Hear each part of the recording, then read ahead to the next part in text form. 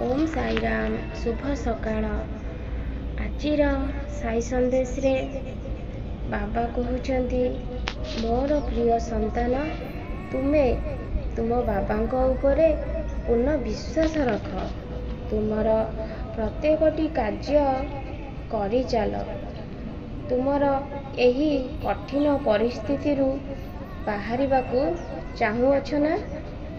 मु तुमको निश्चय साहाय्य करिबी मोर संतान। तुमे सेही कठिन परिस्थिति रु बाहरी आसिब। तुमर कार्य निश्चिंत पूर्ण हेब। तुमे सेही सफलता पाइबा पाई सबु बेले चाहुअछ। जेउ सफलता पाइबा पाई तुमे बारंबार तुमर चेष्टा जारी रखिछ मोर संतान। तुमे जेतेबेले मते प्रार्थना करि थाओ सेतेबेले मते तुमे सबु मागी थाओ।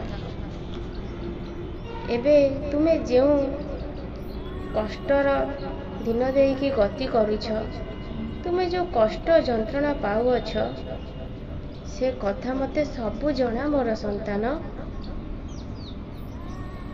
तुमे चिंता करनी, तुम मनरे दृढ़ विश्वास रख।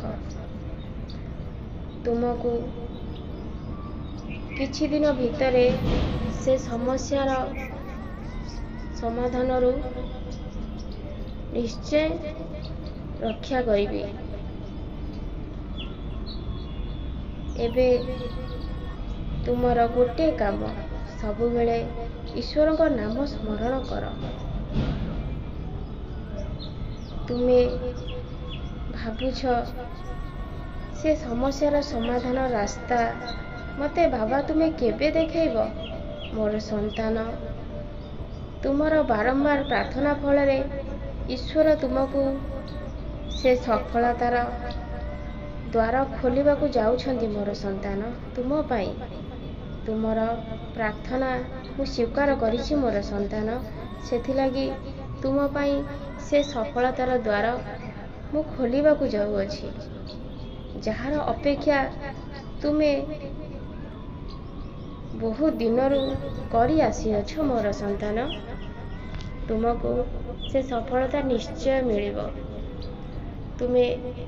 तुमको जेतेबेले समय मिलुछि तुमे ईश्वर को नाम स्मरण करिबारु केबे भी दूरे जाओनी।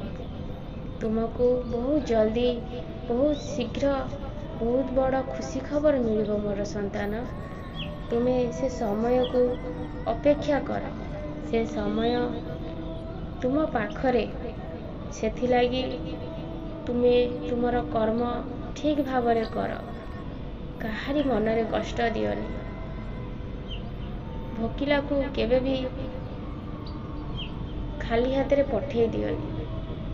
जे भोकिला तुम पाखक आसुची ताको किछि खाइबा को दियो। तुमे अन्यर दुख बुझ। से खुशीर समय बहुत जल्दी तुम पाखक आसुची मोर संतान। तुमर समस्त इच्छा पूर्ण हेबाकू जाउछि। तुमे बहुत खुशी रे रहिब। आउ तुमको तुम बाबा बहुत सारा आशीर्वाद दउछंती। तुम जीवन रे तुमे बहुत प्रगति करिब। तुमे बहुत लोगों को साहाय्य करिब। तुम द्वारा बहुत बड़ कार्य हब। तुमे सबु किछि करिब मोर संतान। ए सबु तुमर आख पाखर लोक देखिकी विचलित हो जिवे। जो लोक को गोटे समाज रे न गणिला परी कथाबार्ता करुथिले आज से लोक एमिति कार्य करुछि मोर